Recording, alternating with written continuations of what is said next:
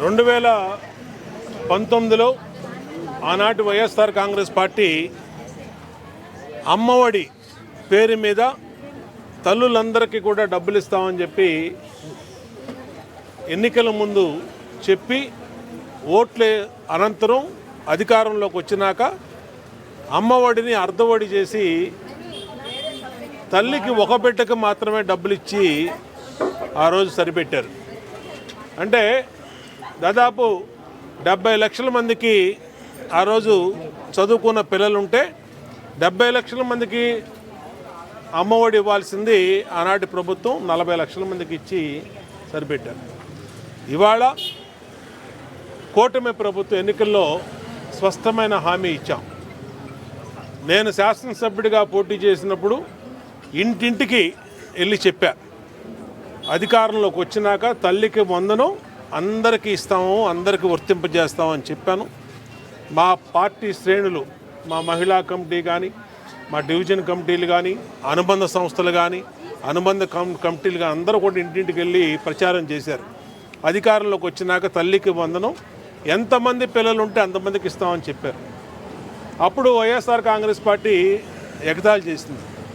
వీళ్ళు ఎన్నికలయ్యే వరకు మాత్రమే ఈ మాట చెప్తారు, అధికారంలోకి వచ్చినాక ఎవరూ కూడా కనపడరు, బోండావు మా ఎమ్మెల్యేతో గెలిస్తే మళ్ళీ ఈ ఊసే ఎత్తడని చెప్పారు.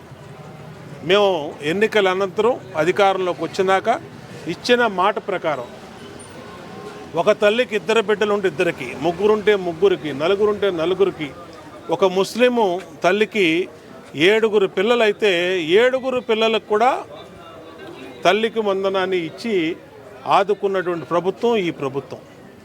అలాగే మా అంగన్వాడీ టీచర్లు, అలాగే మా డ్వాక్రా రోడ్లు పరిశుభ్రం చేసే కార్మికులు, వాళ్ళు ఎప్పటి నుంచి అడుగుతూ ఉన్నారు, మాకు వచ్చేది చిన్న జీతాలు, చిన్న ఉద్యోగులు మేము, బట్ మాకు గవర్నమెంట్ ఉద్యోగులు అని చెప్పి గత ప్రభుత్వం మమ్మల్ని గవర్నమెంట్ ఉద్యోగులని లిస్టుల్లో పెట్టింది, మ్యాపింగ్ చేసింది. దానివల్ల మాకు ప్రభుత్వ పథకాలు, సంక్షేమ పథకాలు రావట్లేదు, అది మాకు ఇబ్బందిగా ఉందని చెప్పి మా పిల్లల్ని చదివించుకోవడానికి తల్లికి వందనం మాకు కూడా కావాలని మమ్మల్ని విజ్ఞప్తి చేశారు. వెంటనే నేను తొలి అసెంబ్లీ సమావేశాల్లోనే ఈ ఇష్యూని ప్రభుత్వం దృష్టికి అసెంబ్లీ సమావేశాల ద్వారా మాట్లాడటం జరిగింది. అసెంబ్లీలో మాట్లాడాం, ముఖ్యమంత్రి గారి దృష్టికి తీసుకెళ్ళాం, సంబంధిత అధికారుల దృష్టికి తీసుకెళ్ళాం. దాని ఫలితమే ఇవాళ జీవో రిలీజ్ అయింది. ఇవాళ వచ్చిన జీవోలో స్పష్టంగా ఇచ్చారు, అంగన్వాడీ టీచర్లు, హెల్పర్లు, అలాగే డ్వాక్రా రోడ్లు ఊడ్చే మా మహిళా కార్మికులు అందరికీ కూడా తల్లికి వందనం కార్యక్రమం రేపు 22వ తారీఖు నాడు అందరి ఖాతాల్లో డబ్బులు జమ అవబోతూ ఉన్నాయి.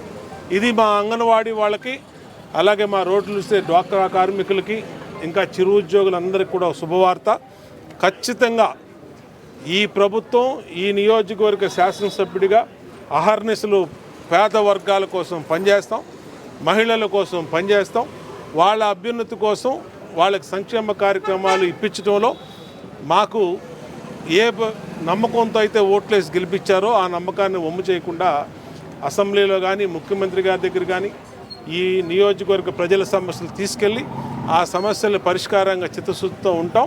చాలా సంతోషం. ఈరోజు డ్వాక్రా అక్క చెల్లెళ్ళందరూ ఆనందంతో ఉన్నారు, రోడ్లు ఉడిచే వాళ్ళందరూ కూడా, అలాగే మా అంగన్వాడీ అక్క చెల్లెళ్ళు కూడా, వాళ్ళు కూడా చాలా సంతోషంతో ఉన్నారు. ఏది ఏవైనా ఇది ఒక శుభవార్త వాళ్ళకి. రేపు 22వ తారీఖు సెంట్రల్ నియోజకవర్గంలో ఒక మీటింగ్ పెట్టి ఆ మీటింగ్ ద్వారా డ్వాక్రా మహిళలు, డ్వాక్రా రోడ్లు ఉడిచే కార్మికులకు కానీ, అలాగే అంగన్వాడీ టీచర్లు ఇద్దరిని కూడా ఒక మీటింగ్ పెట్టి మీడియా ముందే వాళ్ళ ఖాతాల్లో